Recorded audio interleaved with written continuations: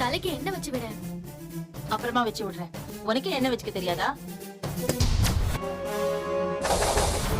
அரசி, நீ உள்ள போ. இல்ல ஏமா இப்படி எல்லாம் பேசுற?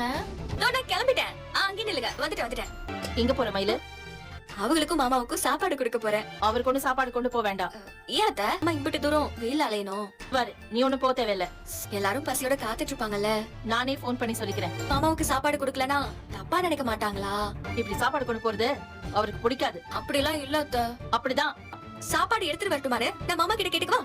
சொல்லு. சாப்பாடு கொண்டு வரட்டுமான்னு கேக்கதான் போன் பண்ணேன். என்ன திடீர்னு கேக்குற? அது உங்களுக்கு பிடிக்குமா பிடிக்காதான்னு கூட தெரியல. இதில் போட்டு சாப்பிட வருவா. அப்புறம் அவங்க வருவாங்க.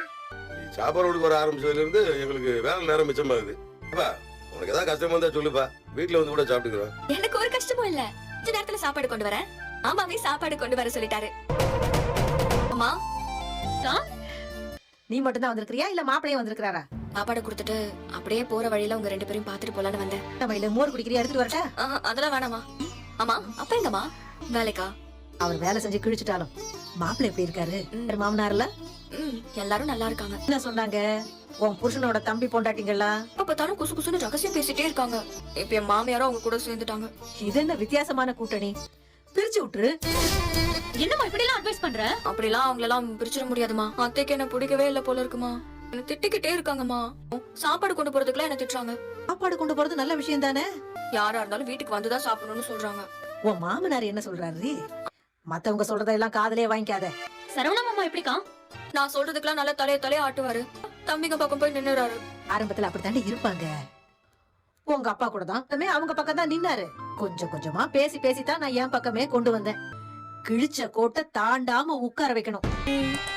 நீங்க ஹனிமூனுக்கு போறத பத்தி அங்க ஏதாவது பேசுறாங்களா? இந்த பேச்சேன்னு வரலமா. உன் புருஷன் கூட தனியா இருக்கும்போது கேட்கணும். நீ அந்த வீட்ல உன்னோட இடத்தை தக்க வச்சுக்கிறதுக்கு நீ பண்ணிதான் ஆகணும். ஏற்கனவே நகை விஷயம், இந்த டியூஷன் விஷயம்னு அதுல இருந்து தப்பிக்கிறது யோசிப்பானா இல்ல நான் தக்க வச்சுக்கிறத பத்தி யோசிப்பானா? கத்தி மேல நடக்கிற மாதிரி இருக்குமா? திக்குன்னு இருக்கு. அதெல்லாம் ஒண்ணும் நடக்காதுடி. பாத்துக்க மாட்டோமா? நான் இது வரைக்கும் எத்தனையோ பிரச்சனைகளை பார்த்தாச்சு. கட்டி கொடுத்த எனக்கு ஒரு நல்ல வாழ வைக்க தெரியாதா? அம்மா எல்லாத்தையும் பாத்துக்கிட்டேங்க. வாங்க வாங்க. அம்மா இன்னைக்கு என்ன சாப்பிட வாங்கிட்டு வந்திருக்கீங்க? பரவாயில்ல, எப்படி பறக்கறான்னு பாரு. எல்லாருக்கும் ஆனியன் சமோசா. அப்புறம் இந்த அண்ணி. தேங்க்ஸ் அண்ணி. மயிலக்கா வீட்ல இல்ல? ஏன் இன்னும் என்ன ஆளே காணோம்? அதானே. எப்ப வந்த மீனா? இப்பதான் வந்தேன். காஃபி தர சாப்பிடுறீங்களா? எடுத்துட்டு வரவா? ஃப்ளாஸ்க்ல போட்டு வச்சிருக்கேன். அரசி, போய் எடுத்துட்டு வா போ. நான் சாப்பிடணும். நானே ஃப்ரெஷ் ஆனதுக்கு அப்புறம் குடிச்சுக்கிறேன். அரசி, என்ன இதெல்லாம்? ஸ்நாக்ஸ் நீங்க வாங்கிட்டு வந்தீங்களா? அம்மா, நீங்க ஏன் கடை பலகாரம் வாங்கிட்டு வரீங்க? நீங்க ஏங்க திரும்ப திரும்ப சொல்லிட்டே இருக்கீங்க? பல அக்கறையே இல்லாம இருக்கீங்க. அண்ணி சொன்னாலும் நீங்க ஏதாவது ஆரோக்கியமா இருக்கிறத வாங்கி. அதையெல்லாம் விட இது டேஸ்டா இருக்கும். நம்மள நம்பி கடை வைக்கிறவங்க எப்படி பொழைக்கிறதா? அதானே. நம்ம மாமா மாதிரி ஆளுங்க நிலைமெல்லாம் என்ன ஆகும் நினைச்சு பாருங்க. எப்பயாவது ஒரு தடவை பஃப் சமோசான்னு சாப்பிட்டா ஒண்ணும் ஆகாது. எனக்கு வேண்டாம். முகப்பரு வந்துரும். பிம்பிள்ஸ் வருமா?